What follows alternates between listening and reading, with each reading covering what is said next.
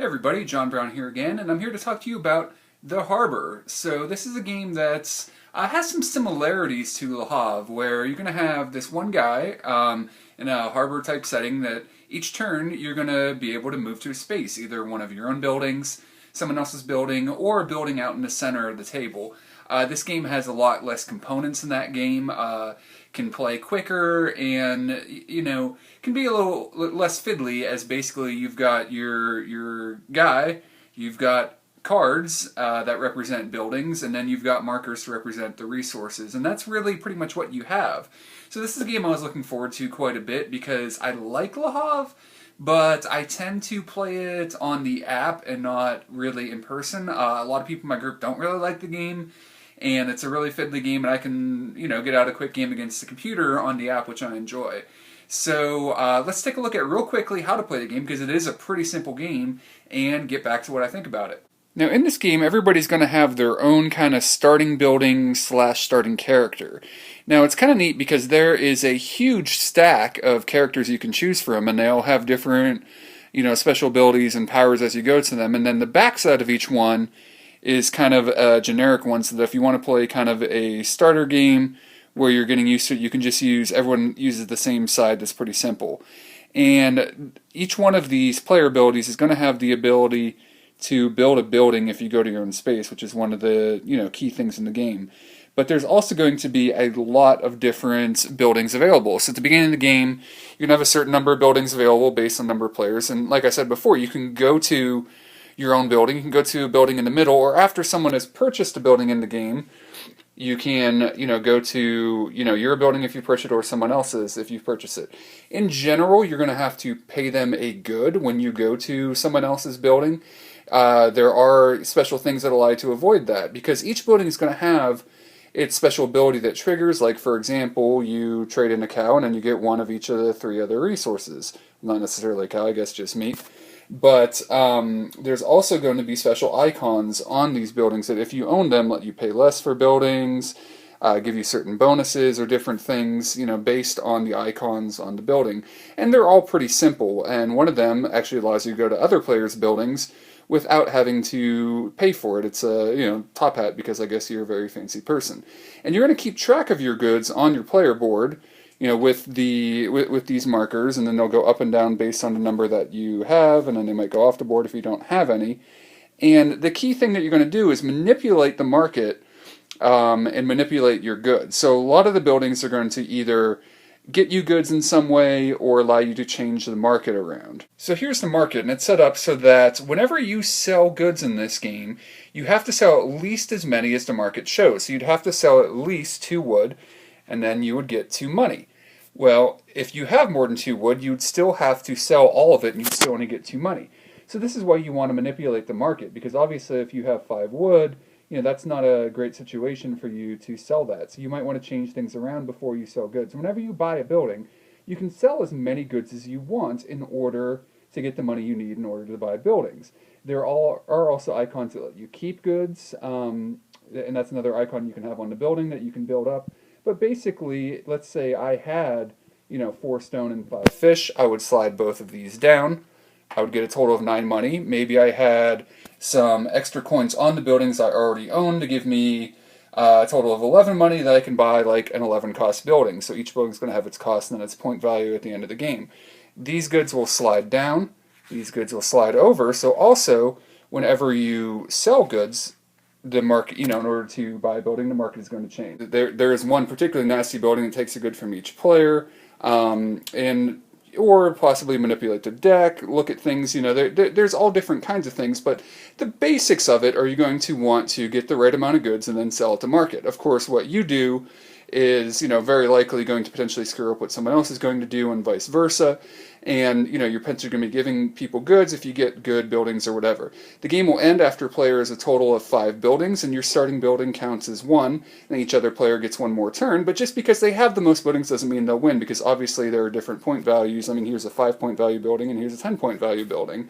So, there are different strategies as to how to go ahead and win the game, to get buildings that other people want to use, to get buildings that combo well, that cost you less to get more buildings and get buildings quickly. There are different ways to try to go about it, but there are some other little things. There are a optional rule where you can get things where you get a bonus at the end of the game for having a certain type of good or whatever. And, there are some other little things, but in general, that's, the basics of how you play the game. Alright, so you move a guy, do what it says. On the card, some cards have an option, and someone else takes their turn, and you play until somebody buys all the buildings. And I said there are different strategies that you can take. So if you've watched my other videos, you should know that one of my favorite things in gaming is a game that is simple to play, but yet is surprisingly deep in its strategy. And so overall you'd think this is probably a game that's right up my alley. Well, here's the thing. On this channel, I seldomly review games I don't like because I'm not a big enough channel. I've never received any games for free. So games I purchase are games I've researched and I'm pretty sure I'm going to like. And I was pretty sure I was going to like this game. And on paper, I probably should. But in practice, this is probably going to be my second review for a game that I really didn't like. Praetor being the first one, there were some brilliant ideas in that game, but I feel like it needed some more playtesting and balancing. And this game, I don't think is objectively bad. Now, there are some people in my group who may argue that this game did not go over well. No one I've played this game with has liked it. To be fair, my group in general already doesn't like Le Havre a lot. I haven't played this with everyone in my group, but this went very poorly, and I have some ideas as to maybe why. Now, I do want to say I don't think this game is objectively bad. Joel Eddy at Drive Thru Review gave this game a good review. That's a big reason why I picked it up. So in honor of him, for me personally, this is my first blacklisted game. But again, that's not to say it's objectively bad. I think this could be good in a group that is looking for, like he talked about in his group, that has a lunch group that plays, a lot of like half an hour to hour games, and they get used to the game. If you have a group playing it over and over, and they get to know the cards, and they're paying attention to what everyone else is doing, and somebody makes a move and changes the market, and other people say, oh, that really hurt that person, I could see that being enjoyable. But just getting this out and playing it with people who don't know the game very well, some of the buildings have a lot of text. As you buy a building, another one comes out, so you're saying, okay, what does this building do? Okay, what icons are on it? What buildings does everyone have again? Like, it's kind of, even though the gameplay is super simple, just move a guy to a place and do it, unlike a game like Concordia that I was super happy to see Shut Up and Sit Down recently review and say it was great. That's still one of my all-time favorite games where you just play a card and do what it says. That game is just beautiful, whereas in this game I feel like it's just kind of, everyone thought it was kind of meh. In particular, there's one building that came out the first time we played where everyone had to give you resources, and the player who got it, who happened to be my son, was spamming it, then he bought it and was spamming it, and it just, I could see the game, if you don't like that, maybe being better, taking that building out, but even without that building, we just didn't really enjoy it, because I feel that, especially when you're not used to the game, you have to figure out what all the buildings do, remember what everyone does, and it's not an enjoyable complexity, as opposed to a simple game that has really deep mechanisms underneath it, like Concordia. This game, we just didn't find the deep parts of it, trying to figure out, what does everyone have, where are their stores at, where's the market at. We just didn't find it that enjoyable. We were just trying to get the best resources we could and get a building, and there weren't big plays. We weren't going like, oh, that was a great move, or, oh, you really messed that person up.